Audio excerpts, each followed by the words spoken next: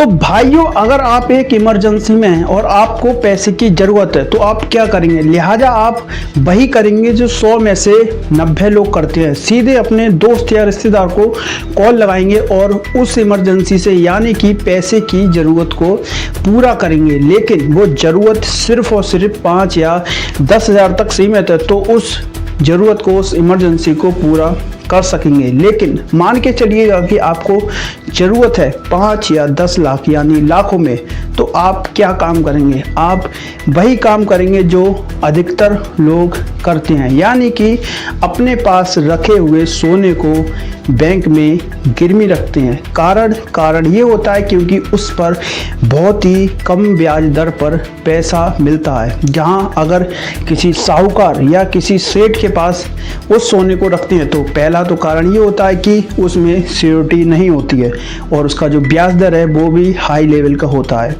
ऐसा ही करते हैं उत्तर प्रदेश के फिरोजाबाद के लोग।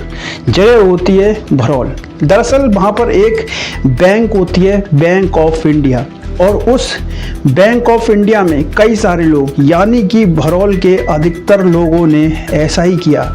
यानी कि उस बैंक ऑफ इंडिया से कई सारे लोगों ने गोल्ड लोन लिया और अपने सोने को उस बैंक ऑफ इंडिया के अंदर जमा कर दिया। लेकिन आप इस बात से बिल्कुल हैरान रह जाएंगे कि उसी गोल्ड से जो वहाँ के बड़े अधिकारी हैं उन्होंने एक बहुत ही बड़े कांड को, बहुत ही बड़े एक स्कैम को अंजाम दे दिया। नमस्कार दोस्तों, अगर आप इस चैनल पर पहली बार आए हैं तो प्लीज़ आप इस चैनल को सब्सक्राइब जरूर करें। और आज की ये जो घटना है वो वाकई में एक फिल्म का सीन लगेगा और एक इस कहानी में, इस सच्ची घटना में एक ऐसा ट्विस्ट है वो आपको लास्ट में पता चलेगा।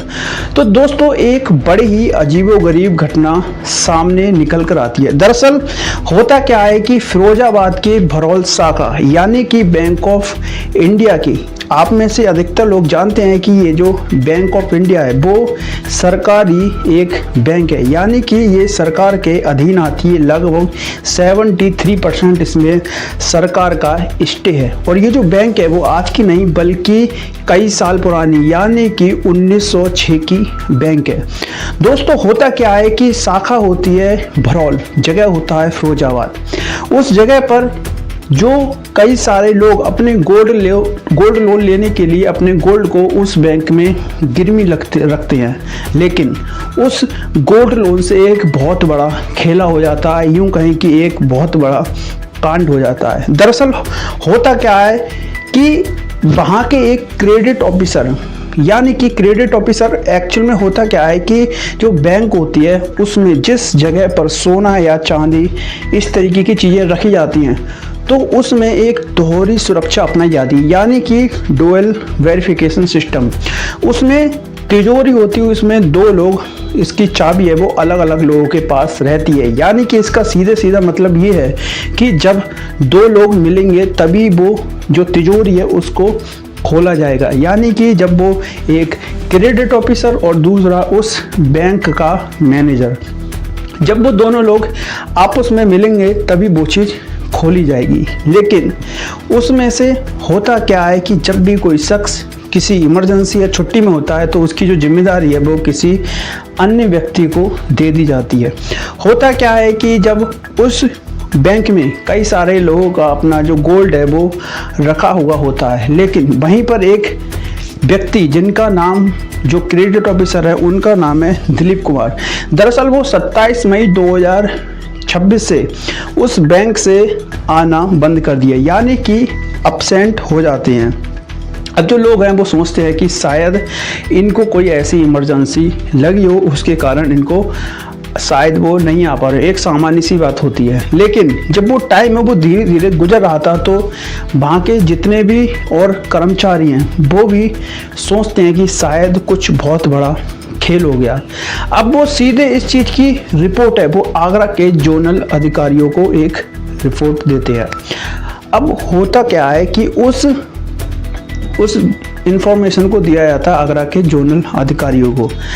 अब जो जोनल अधिकारी हैं उसकी जांच पड़ताल करते हैं 15 जून 2026 26 को उस जगह पर किया जाता है एक औचक निरीक्षण, यानी कि बिना टाइम बताए उस जगह पर निरीक्षण किया जाता है। जो निरीक्षण है वो सीसीटीवी की यानी कि ट्रांसपेरेंसी के साथ में उस जगह का निरीक्षण किया गया। जब उस जगह यानी तिजोरी का जब निरीक्षण किया गया तो जब उस तिजोरी की सारी पोटलियां जिसमें सोना चांदी रखा गया था तो जब उनकी गिनती शुरू की गई थी तो धीरे धीरे उन लोगों का जो पसीना है वो सिर से पाँव की तरफ आना चालू हो गया। जैसे जैसे उनमें से एक एक पोटली उठाकर साइड में रखी जा रही थी और उस नंबर को एक रजिस्टर में नोट किया जा रहा था। सारी गिनती खत्म हुई तो पता चला कि उस सोने की पोटलियों में से लगभग 96 पैकेट कम थे, यानी कि जो पैकेट हैं सोने के वो 96 कम थे। अब सीधा सीधा पता चलता है कि 96 पैकेटों की जो चोरी है वो हो चुकी है। अब वहाँ के जो एसपी हैं यानी कि पुलिस अधीक्षक हैं आदित्य लांगे, उसकी जांच पड़ताल करते हैं और वहाँ के जो अधिकारी हैं वो सीधे उन सारी रिपोर्ट्स को अराव थाने में रजिस्टर कराती है। कार्रवाई आगे बढ़ती है। वहाँ के जो एसपी हैं आदित्य लांगे वो सीधे गिरफ्तार करते हैं 3 लोगों को, जिसमें से एक शख्स जिसका नाम है क्रेडिट ऑफिसर जो दिलीप कुमार है, दूसरा एक शख्स जो स्टाफ ऑफिसर जिनका नाम है नरेश और एक मैनेजर जिसका नाम है संदीप यादव। जब इन तीनों लोगों को गिरफ्तार किया जाता है तो बड़ा ही अजीबोगरीब इसके पीछे की जो कहानी है वो सामने आती है। दरअसल ये लोगों ने किया क्या था, इन लोगों ने उस बैंक से इन 96 पैकेटों को चुरा लिया था और सबसे बड़ी वजह ये थी इसके पीछे की कि वहाँ का जो क्रेडिट ऑफिसर जिसके ऊपर जिम्मेदारी थी, जो रक्षक था, वही उस चीज़ का भक्षक बन चुका था। यानी कि उसने उन 96 पैकेटों को उस बैंक से चुरा कर अपने पास लाया था। उसको लत लग चुकी थी एक सट्टेबाजी की, यानी कि उसको ऑनलाइन गेमिंग की इस तरीके की बुरी लत लग चुकी थी।